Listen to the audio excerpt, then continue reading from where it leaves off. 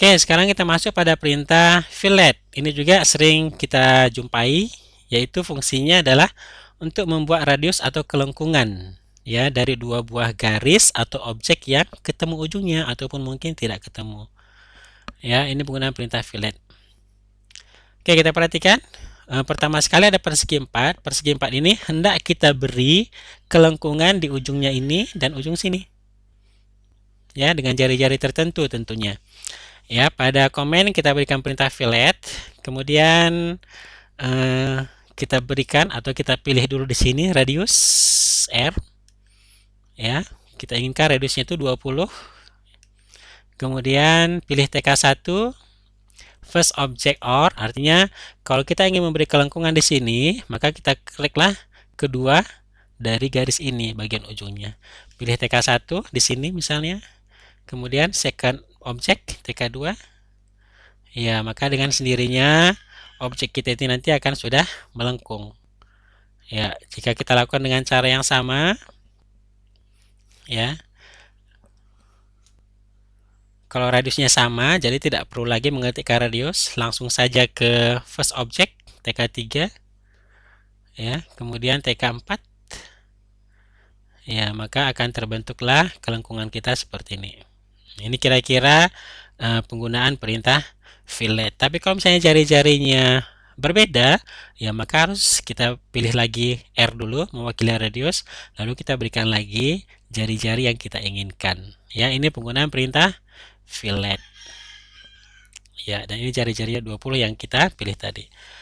Oke, baik, seterusnya kita masuk pada pembahasan ke-10, yaitu tentang chamfer. Chamfer ini temannya si fillet. Ya, fungsinya membuat bentuk chamfer tentunya ya. Oke, kita berikan di sini sebuah persegi 4 yang panjangnya 45 arah X, 40 arah Y. Ya, kita ingin menchamfer. Chamfer itu memberi bentuk miring seperti ini. Ya, jadi pada komen kita ketikkan perintah chamfer. Lalu kita pilih dulu di sini D mewakili distance. Distance 1, distance 2. Distance 2. Ya, jadi jaraknya itu nanti adalah jarak ini dengan jarak ini, arah X, arah Y. Oke, kemudian kita berikan distance 1 atau first chamfer distance kita berikan 10. Kemudian second chamfer kita berikan 12 biar kelihatan yang mana yang 10 dan mana yang 12. First line sama seperti fillet tadi, kita pilih TK1 bagian yang hendak kita chamfer tentunya. Second line TK2. Ya, lalu akan terbentuklah sebuah chamfer seperti ini. Ya.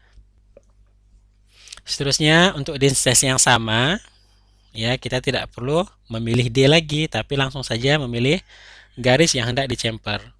Ini TK3, ini TK4, maka akan terbentuk sebuah chamfer lagi. Sekarang kita perhatikan yang dikatakan dengan 10 itu ternyata arah X. Dan yang dikatakan dengan 12 itu arah Y. Ya, arah Y. Ini yang kita sebut dengan chamfer.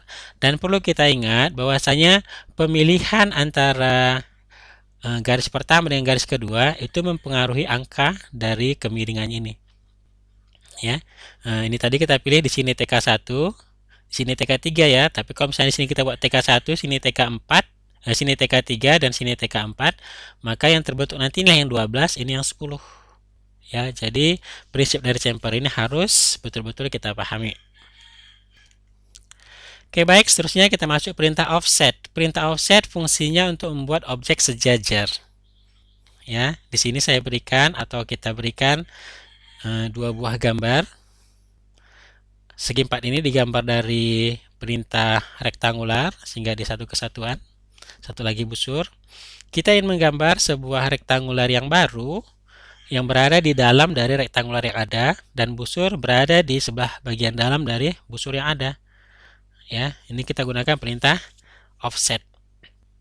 Jadi pada komen ketika perintah offset, specific offset distance artinya jarak antara gambar yang pertama dengan gambar kedua yang dihasilkan itu mau dibuat berapa. Kita misalkan 5. Select object to offset artinya kita disuruh memilih objek yang hendak kita offset. Kita pilih lingkaran. Ingat lingkaran kita pilih persegi 4. Ingat persegi 4 ini dengan busur ya bukan dipilih bersamaan ya. Saya anggap satu persatu. Ya, ini memang satu persatu kita pilih. Kemudian specific point on side to offset, artinya kita disuruh menentukan di mana peletakan dari gambar hasil offset.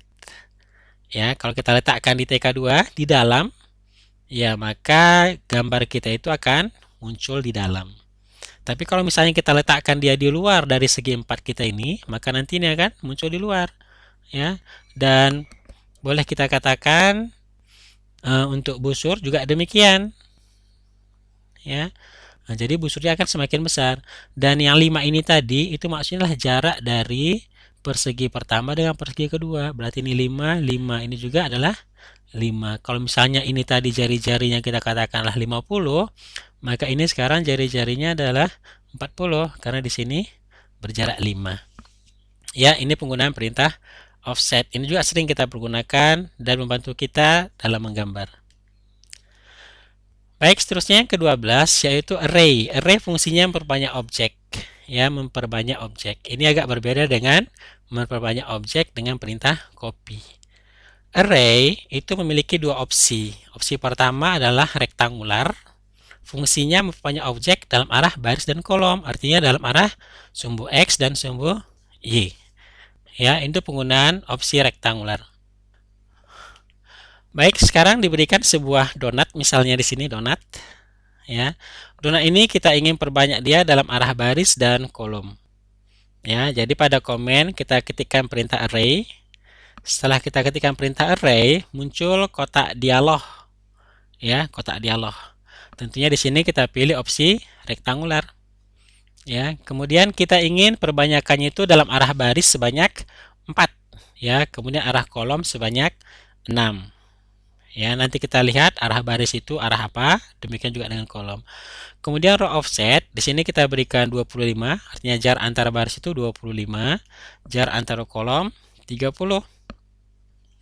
Ya, seterusnya kita klik select object dan kita akan berpindah ke tampilan gambar. Lalu di sini kita pilih donatnya, ya. Setelah kita pilih donat, lalu kita enter, kita akan kembali ke kotak dialog. Lalu kita okekan ya sehingga donat kita itu akan diperbanyak seperti ini. Ya, ini kita perhatikan ya. Berarti 30 tadi itu adalah jarak antar kolom, sedangkan 25 adalah jarak antar baris ya. Jadi baris itu arah Y, sedangkan kolom arah X. Ya, ini penggunaan perintah array rektangular. Baik, sekarang kita masuk pada opsi yang kedua, yaitu polar. Opsi polar itu fungsinya memperbanyak objek dalam arah melingkar. Ya, jadi kalau misalnya di sini ada sebuah atau 3 buah gambar, kita ingin perbanyak garis dan donat yang besar dalam arah melingkar. Ya, jadi pada komen kita berikan perintah array, muncul kotak dialog lagi. Kali ini kita pilih opsinya polar. Ya, total number of item itu maksudnya perbanyakan yang dilakukan. Ingat, dirinya sendiri itu terhitung. Jadi sama dirinya sendiri itu, objek yang diperbanyak itu dia terhitung. Itulah totalnya 6. Angle to fill, ya berarti perbanyakannya itu satu lingkaran penuh. Jadi sudut antara garis-garis ini nanti adalah 60, 360 bagi 6 ya. Jadi kalau nanti angle to fill-nya 180, ya tentunya objek yang terbantu ini akan semakin rapat karena sudutnya semakin kecil atau sempit. Ya, 180 bagi 6, 30 derajat. Oke, setelah ini kita klik select object, kita akan kembali ke layar gambar. Ya, pada kali ini kita pilih yang hendak kita perbanyak, yaitu donat TK1. Kemudian kita pilih lagi TK2 garisnya ya, garis. Ya, hanya 2 ini saja. Jadi pada saat bertanya select object, kita enter. Ya, dan kita akan kembali ke kotak dialog. Dan pada kotak dialog ini kita pilih center point. Center point ini fungsinya apa? Untuk menentukan titik pusat perputarannya. Ya. Sehingga pada saat kita klik ini, kita kembali ke layar gambar dan kali ini kita pilih TK3 ya, center point. TK3 Artinya TK3 di sini pusat dari donat. Jadi kalau misalnya nanti pada saat kita pilih TK3 tidak muncul simbol chain, ya tidak muncul simbol chain, maka kita ketikkan dulu center point, kita ketikkan chain, lalu kita klik lingkaran ini sehingga pemilihan itu tepat di pusat donat yang merah. Oke, kemudian setelah itu kita kembali ke kotak dialog, kita oke kan, maka objek kita akan diperbanyak seperti ini.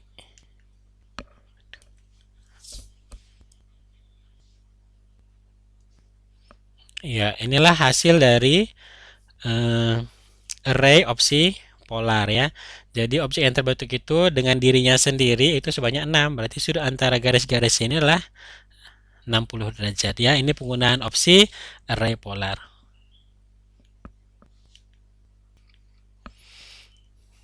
Nah, seterusnya line type itu fungsinya memilih tipe garis ya. Karena tipe garis itu bisa ada beberapa yang kita inginkan. Misalnya tipe garis putus-putus, garis pusat, garis kontinu, dan garis-garis yang lain ya. Ini kita gunakan dari perintah line type. Berarti pada komen kita ketikkan line type, muncul kotak dialog seperti ini. Lalu kita pilih load.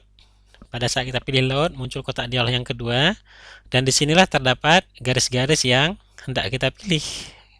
Ya, sangat banyak sekali. Yang mana yang kita pilih itu yang kita klik ya. Misalnya kita pilih ke bawah dan kita pilih hidden to ya, hidden to. Lalu setelah kita klik hidden to, kita oke kan, maka garis yang kita pilih tadi sudah masuk ke kotak dialog line type manager. Ya. Kemudian kalau garis ini misalnya hendak kita aktifkan, maka kita klik current. Ya. Dan untuk memilih garis yang lain sama ya, kita klik lagi load, kita pilih garis, kita oke sehingga masuk di sini. Lalu garis mana yang hendak kita aktifkan, kita klik current lalu oke. Sehingga pada saat penggambaran nanti garis kita itu sesuai dengan tipe garis yang sudah kita pilih. Ya, hanya ini saja penggunaan perintah line type. Oke, sekarang masuk kita perintah bh, memberikan arsiran. Ya, kita menginginkan gambar kita ini kita arsir ya, kita arsir. Jadi pada komen kita masukkan perintah bh, muncul kotak dialog seperti ini. Kemudian pada pattern ya, kalau sudah ini kita klik nanti ada muncul dalamnya ANSI 31 dan seterusnya. Tapi kalau kita hendak mengarsir dengan jenis arsiran yang lain, maka yang ini yang kita klik sehingga muncul nanti beberapa tampilan arsiran. Oke, kemudian kita masukkan angle. Ingat angle di sini 0.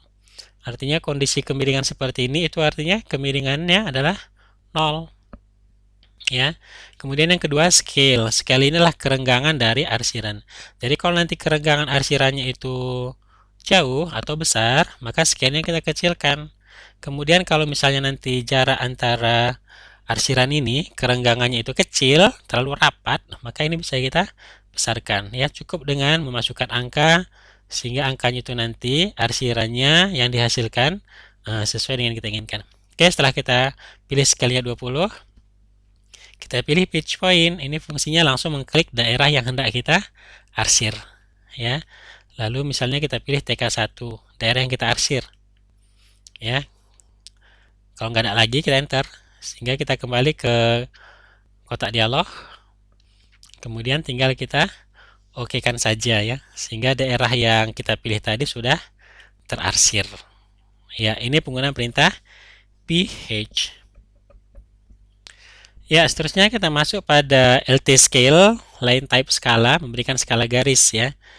Garis yang sudah kita pilih tadi berupa garis putus-putus, itu kalau misalnya sudah tampil seperti ini, dan kita menginginkan tampilannya ini lebih panjang lagi, atau lebih pendek, maka bisa kita atur dari LT scale, ya, line type skala.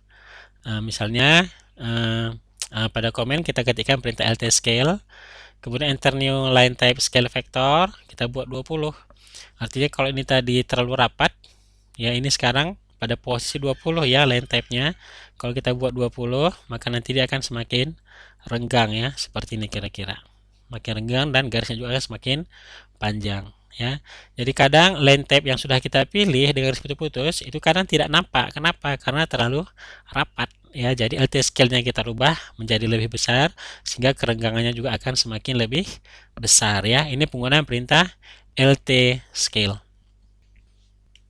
Ya, berikutnya kita masuk perintah P-line. Ini sebenarnya berada pada gambar objek dua dimensi ya. Membuat garis dan busur secara bersamaan, dan garis dan busur yang terbentuk ini itu dalam keadaan terjoin, sudah dalam keadaan satu kesatuan ya. Jadi ketika kita P-line, pilih TK1 sebagai penempatan awal ya, add 50 sudut 0, panjangnya 50 ya, ke arah sumbu X positif. Kemudian kita ingin menggambar garis busur ya, busur. Maka di sini kita pilih A ya, mewakili arch. Lalu dia minta atau kita pilih radius R. Kita berikan radiusnya 10. Kemudian dia minta endpoint, posisi akhir dari busur. Ya, misalnya add 20 sudut 90 ke atas ya. Maka ini tadi jari-jarinya 10, maka ini sana 20. Kemudian kita ingin menyambungnya lagi dengan garis, sehingga line di sini kita ketikkan L. Maka berapa panjang garisnya? Sama seperti ini tadi, hanya arahnya saja yang berbeda. 50 sudut 180. Kemudian kita gambar lagi sebuah busur, sehingga di sini kita ketikkan lagi A untuk menggambar busur. Sama, radiusnya diminta kita berikan ya, tentunya sama juga dengan tadi ya, 10 ya. Kemudian endpoint add 20 sudut 270. Demikian seperti ini. Kemudian yang terakhir, untuk biar poligon kita ini tertutup, maka ini kita akhiri dengan close, yaitu CL ya. Ini kira-kira penggunaan perintah P-line. Dan ingat, keempat garis ini, dua lengkungan, satu garis lurus, ini sudah terjoin ya, sudah satu kesatuan. Artinya kalau satu bagian dari garis ini kita hapus, maka semuanya akan terhapus ya. Ini penggunaan perintah P-line. Ini sangat membantu kita nanti dalam penggambaran objek 3 dimensi. Ya, demikianlah pembahasan kita tentang perintah-perintah mengedit objek 2 dimensi. Ya, diharapkan perintah-perintah ini nanti bisa kita kombinasikan sehingga dalam penggambaran objek 2 dimensi bisa kita gambar dengan mudah, cepat, dan sistematik. Oke, selanjutnya kita nanti akan masuk pada pembahasan materi yang lain.